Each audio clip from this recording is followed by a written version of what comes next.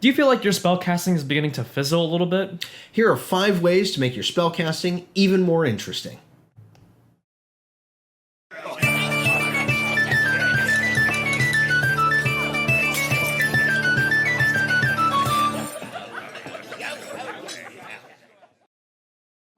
Welcome to the Homebrew Crew. I'm Tony, this is Sean, and today we are discussing homebrew rules to make your spellcasting more interesting. Yes, and this is not to say that the current mechanics in D&D 5e aren't interesting or, anything like that. It's not bad. It's just that after you've been playing after a while, you kind of realize that there are stipulations and it's very structured and it gets a little boring. It absolutely gets boring. You're doing the same spells over and over again. There's no added mechanic. You're not getting better at casting these spells. Yeah, exactly. And the cool thing about the tips that we're going to go over is that they don't really try to make or break the current mechanics in 5e, but they actually kind of add little tweaks here and there to just make it a lot more fun and interesting. Now, these are our 5 favorites, and you guys may have some really interesting ones as well, and we'd love to hear about those down below. But let's get into our first 5 here. Yes. And the first one I want to discuss and bring up is about spell save DC.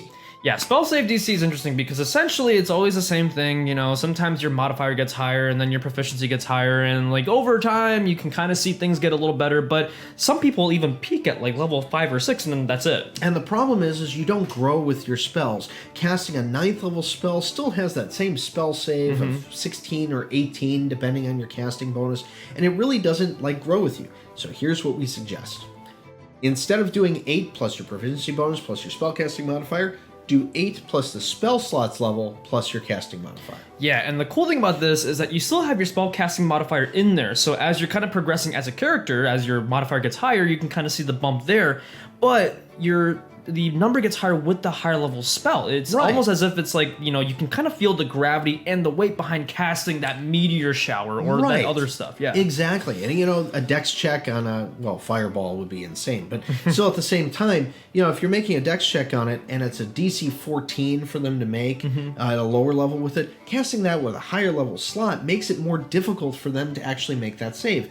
And if you're going up against things like Tarrasques, for example, they've got there's a high level save there. Yeah, it's high constitution, this, that, whatever. And it's crazy by late game, when you're fighting things like Tarrasques or dragons, sometimes an 18 DC is not going to cut it. No, it's not. And that's this is an easy way to do that, so you can just kind of incorporate and make your spells grow. Yeah, I like this because it's not that complicated to actually just kind of put in your campaign. It's literally changing one of the little modifiers in that equation. Exactly.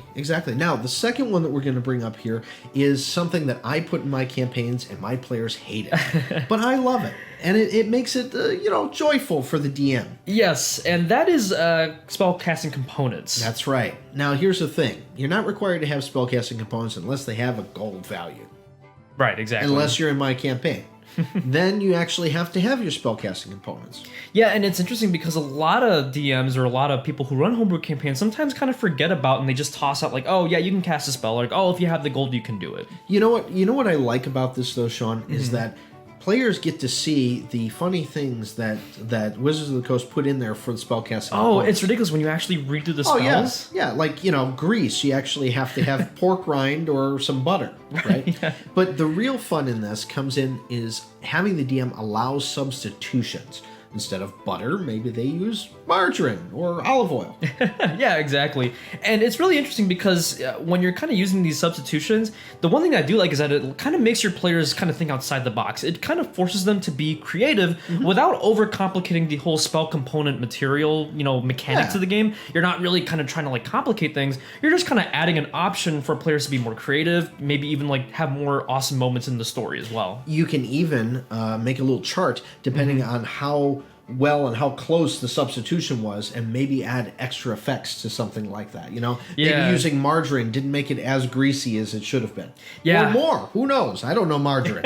Yeah, exactly. So it's a really nice mechanic. It's pretty simple enough to toss into any homebrew campaign, but it still kind of adds another element to spellcasting. Absolutely.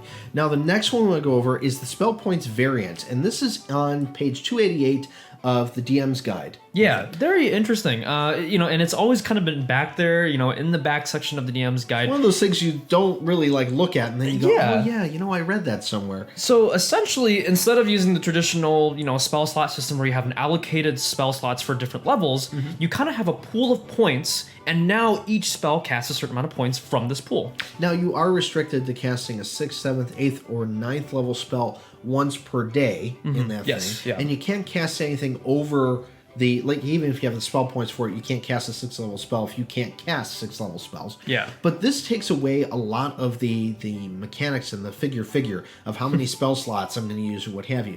Just being able to spend points on casting that fireball when you need to makes it so much easier. I think there's a lot of instances where players feel like they're a little restrained when they say like, okay, I have 3 level 3s and 4 level 2s and 5 level 1s. And then they kind of have to, deduct and kind of restrict themselves. And they're like, I can do this, but I can't really do that, and blah, blah, blah, blah. So it kind of, makes things more open when you have this open pool of points rather than trying to slot everything. Exactly. And there's a lot of things that we can do with that too. And each spell actually has a certain number of points that you can spend on it. So it makes it a lot more fun. Yeah, and not too complicated. The whole chart is in the back there, and it's really not that hard to do. Absolutely. Now the next one we're going to go over is a little bit more complicated. You know how you have health potions, Sean? Yes, health potions, they're great. They heal some health points and you drink it. What if you had mana potions? Oh.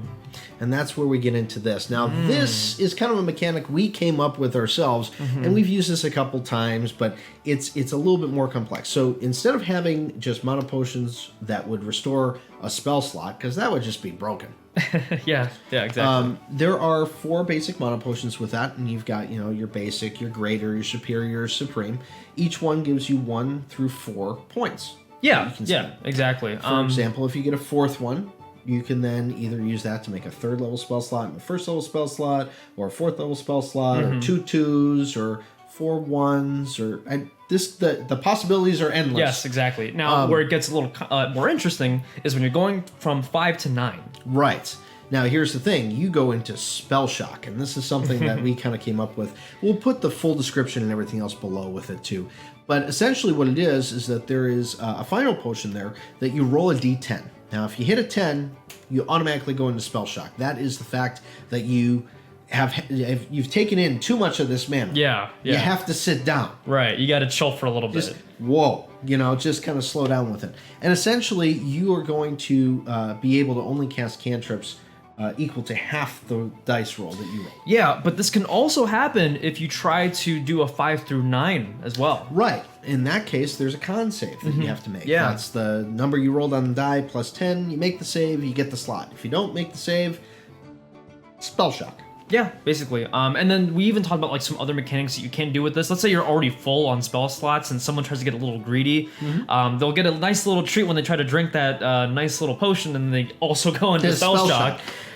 Because you can't overcharge a battery, you see. Exactly. That's how you have to describe it.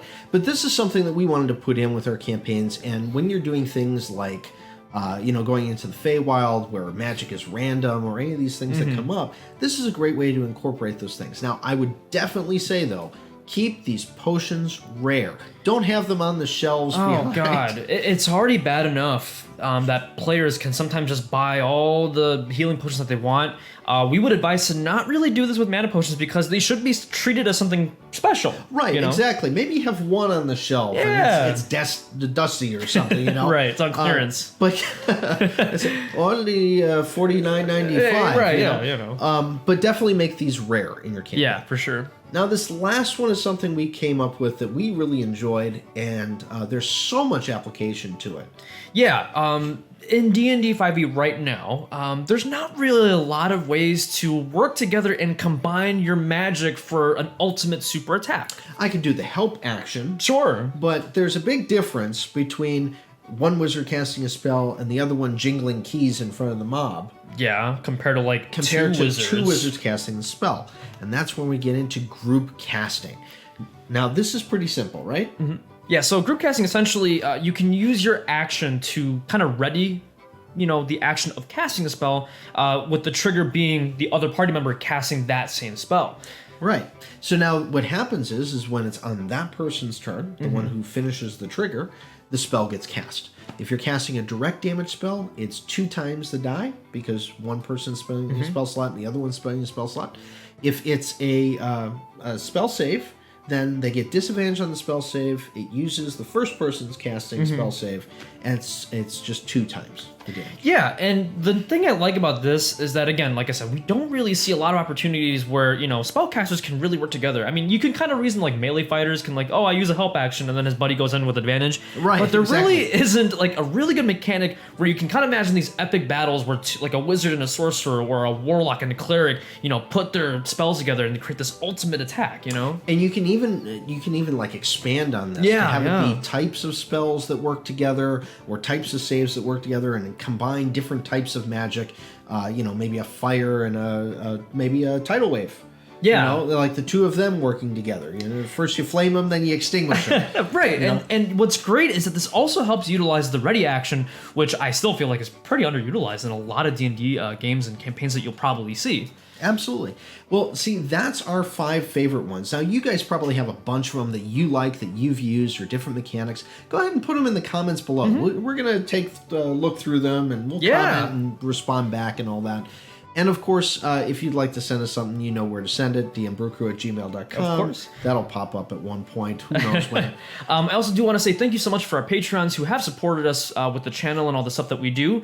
And if you do like the video and some of our content, please be sure to like, comment, and subscribe to our channel. It's over here. Yeah, it's a little red button. We have weekly videos coming here. out and a lot of great stuff. So if you do appreciate and like our content, we do highly encourage you to hit the notification bell. That way you do know when we get a video out as soon as possible. And remember, the best campaigns are always the ones that you homebrew. So until next time, Keep brewing.